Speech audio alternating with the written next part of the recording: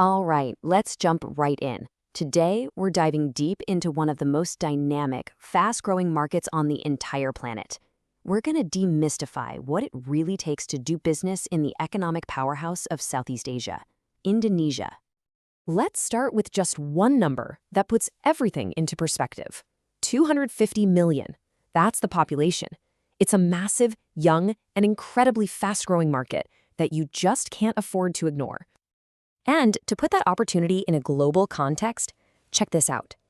By 2030, Indonesia's economy is on track to be bigger than the UK's or Germany's. So the real question isn't if you should be paying attention, but are you actually ready to get in the game? To help you get ready, we've broken this down into a guided tour. We'll start with the big picture, then get into the rules of the game, build out a partnership playbook, figure out how to reach your customers, and finally, we'll crack the all-important culture code. Okay, so let's dive into our first section, the big picture. Why on earth should Indonesia be at the top of your company's list right now? Well, this slide gives you a hint of the incredible scale and complexity we're talking about. It's Southeast Asia's biggest economy, a member of the G20 with a GDP closing in on $1 trillion. But that economy is spread across, get this, 18,000 islands with hundreds of different languages. It's also the world's largest Muslim-majority nation, but it's incredibly diverse. So this isn't just one market, it's a giant, fascinating mosaic. And the fundamentals? They're rock solid. You can see right here, the growth is holding strong at around 5% a year, while inflation and unemployment are both pretty low and under control. For any investor, these are exactly the signs you want to see for a stable, predictable place to build a business. So the opportunity is crystal clear, but how do you actually, operate there? That brings us to Section 2, the rules of the game, where we'll figure out how to navigate Indonesia's regulations. Before you do anything else, you absolutely need to understand this concept, the negative investment list. Basically, it's the government's way of protecting certain local industries. It's a list that tells you which sectors are wide open, which have limits on foreign ownership, and which are completely closed off. And it's updated all the time, so it has to be your first stop. And the bottom line, as this quote makes pretty clear, is simple. If your industry is on that list, getting a local partner isn't just a good idea, it's your mandatory ticket to entry, period. Now let's talk about the money side of things. The tax structure is actually pretty straightforward. You can see corporate tax is a flat 25% for bigger companies, personal income tax slides on a scale from 5 to 30%, and there's a standard 10% VAT on most stuff. All in all, it's a pretty clear system without a ton of hidden surprises. And all this talk of partners leads us perfectly to our third and, honestly, most critical section.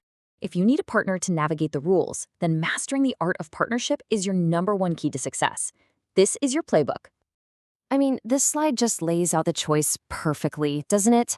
On the left, you've got the go-it-alone route. It's high risk, slow, and you're trying to build a network from scratch while dealing with all the red tape. But on the right, with a local partner, it's like having a bridge. You get instant access, local know-how, and a guide who's done it all before. The difference is just night and day.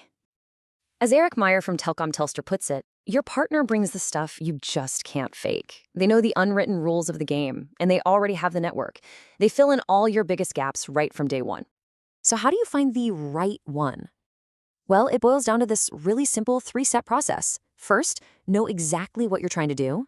Second, be brutally honest about what you're missing. And third, go find the partner that perfectly fills those gaps. It's about strategy, not just luck. But beyond all the strategy, this quote from a super successful partnership gets to the real heart of it. It all comes down to trust and transparency. Without those two things, the whole relationship just won't work. It's the foundation for everything else.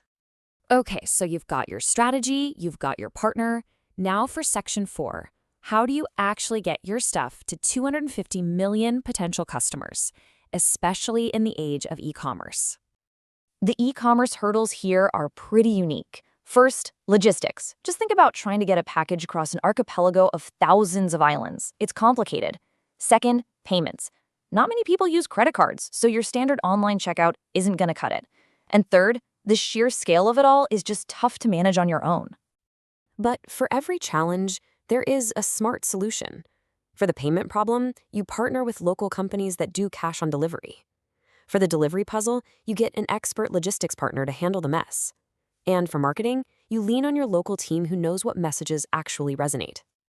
And this case study proves it can be done, even for the most niche products. I mean, think about it. A company in Australia is selling vinyl records to customers all across Indonesia. How?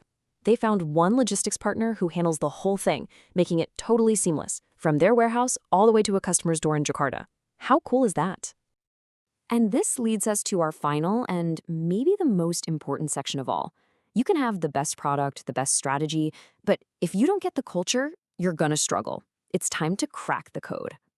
Here are the essentials: dressing conservatively, using formal titles like Mr. or Mrs., and being mindful of food customs. Those are all basic signs of respect. But the two biggest ones are patience, understanding that decisions can take a while, and realizing that business there moves at the speed of trust. You have to build the personal connections first. This quote just nails the single biggest mistake foreign companies make. They try to copy and paste what worked for them back home. Success in Indonesia is all about adapting, not just replicating. And that really brings us to the core takeaway of this entire explainer. Don't try to force a foreign template into a local market. Success isn't just about selling a product. It's about showing up with humility, building real relationships, and adding genuine value to Indonesia and its people. There is absolutely no doubt that Indonesia is one of the world's most exciting opportunities today. So the question to leave you with isn't whether you should go, but rather, when you do, what unique value are you going to bring to the table?